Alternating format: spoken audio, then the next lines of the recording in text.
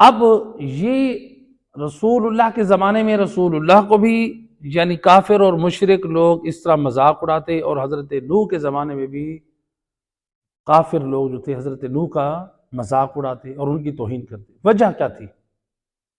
یہ کیوں کہتے تھے کہ یہ دیوانہ ہے، یہ جو ہے جادوگر ہے؟ رسول اللہ کے بارے میں توہین کرتے یا حضرت نوح کے زمانے میں کیوں کہتے تھے؟ اصل میں وہ چاہتے تھے جو ہماری نسلیں اور ہماری اولادیں ہیں وہ انبیاء کے قریب نہ جائیں، رسول اللہ کے قریب نہ جائیں۔ کیوں؟ یہ جائیں گے تو یہ ہدایت پر آ جائیں گے، پھر ہماری اولاد کل کو ہمارے خلاف ہو جائے گی، اور ہماری اولاد ہو کے وہ ہمیں غلط کہے گی۔ تو لہٰذا وہ جانتے تھے کہ ہمارے عقائد، ہمارے نظریات جو ہے وہ اتنے پختہ نہیں ہیں، تو وہ اپنے بنائے ہوئے اصولوں کو، اپنی رسومات کو جو دین کا حصہ سمجھتے تھے وہ ان کو کھوکھلا جانتے تھے، لیکن وہ اس بات سے کہ کل ہماری اولاد ہمارے خلاف ہو جائے گی۔ جس طرح نوح نبی جو ہے وہ ہماری جو ہے مخالفت کرتے ہیں، ہمارے دین سے راضی نہیں ہیں، تو جب ہماری اولاد نوح نبی کی پیروکار ہو جائے گی وہ بھی ہماری مخالف۔ یا رسول اللہ کے زمانے میں وہ کافر مشرک کہتے تھے اگر یہ رسول ہم سے راضی نہیں ہے تو ہماری اولاد اگر ان کے راستے پہ چل پڑی تو وہ ہماری اولاد ہماری دشمن اور مخالف بن جائے گی۔ تو لہٰذا دشمن جو کی سازش تھی رسول اللہ کے خلاف یا سابقہ قوموں نے انبیاءوں کے خلاف جو سازشیں کی، اس کی وجہ کیا تھی؟ کہ ہماری اولادیں ہمارے خلاف آواز حق بلند نہ کریں، ہماری نسلیں ہمارے خلاف نہ ہوں۔ اس طرح تو ہم معاشرے میں، اپنے خاندان میں ہم تو رسوا ہو کے رہ جائیں گے، ہماری اولاد ہمیں غلط کہے گی، ہمارا خاندان ہمیں غلط کہے گا کہ دیکھو یہ لوگ غلط ہیں۔ تو اپنی اس عزت اور جھوٹی عزت کی خاطر اپنی اولادوں کو بھی دور رکھنے کے لیے وہ انبیاء کے اوپر جو ہے جادوگر ہونے کی یا پھر ان کو دیوانہ، مجنون کہنے کی تہمت لگاتے تھے۔ یہ ایک تھی سازش انبیاء سے دور رکھنے کی۔ اب اس میں ہمیں کیا پیغام ملا؟ ان آیات میں ہمیں کیا پیغام ملا؟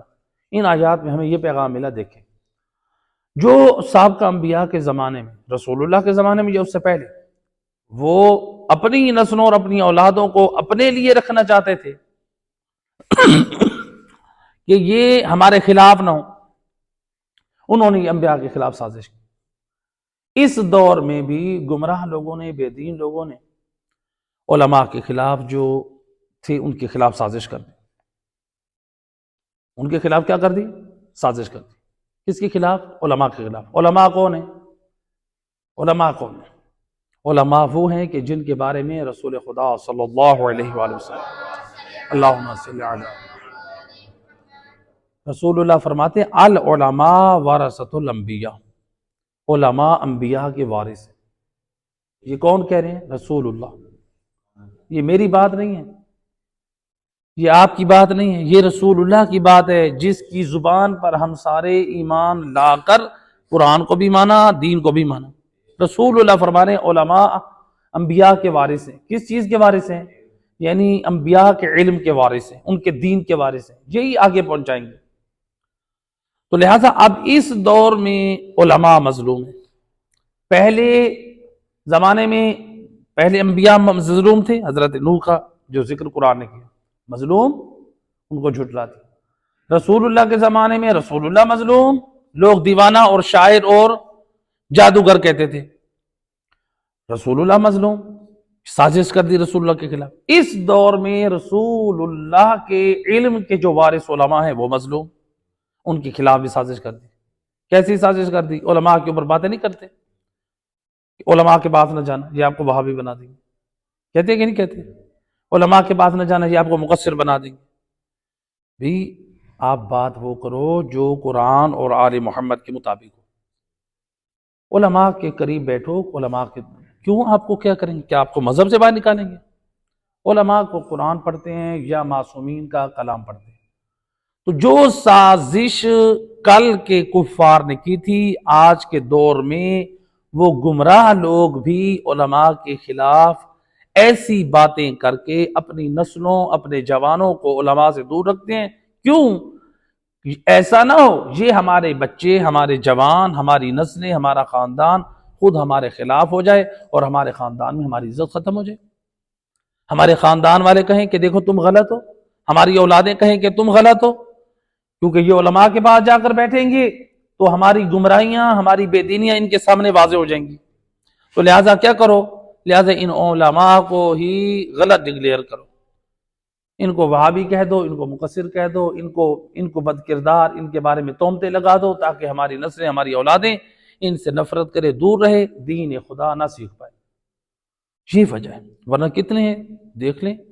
علماء سے دوری کا نتیجہ یاد رکھیں. علماء سے جو قومیں، جو خاندان دور رہتے ہیں، پھر ان کی نسلوں میں جہالت ہوتی ہے، وہاں پر علم نہیں ہوتا ہے.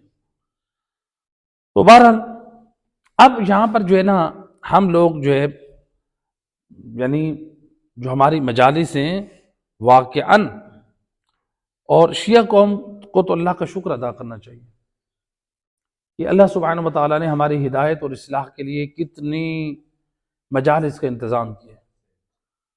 آپ جو ہے کتنی مناسبتوں پہ مجالس کا اہتمام کرتے ہیں، تو ان مجالس میں ترویج دین کو، آل محمد کی تعلیمات کو ذریعہ قرار دیں، اس کی ترویج کریں، تعلیمات کو عام کریں، تاکہ ہماری نوجوان، ہماری نسلوں کی ہدایت اور اصلاح ہو سکے. تو اب ہم تو ہر مجلس میں جانا پسند کرتے ہیں، لیکن آئیں ہم یہی سوال کرتے ہیں امام جعفر صادق علیہ السلام سے. فرزند رسول، اے وارث دین امام، آپ ہماری ہدایت فرمائیں.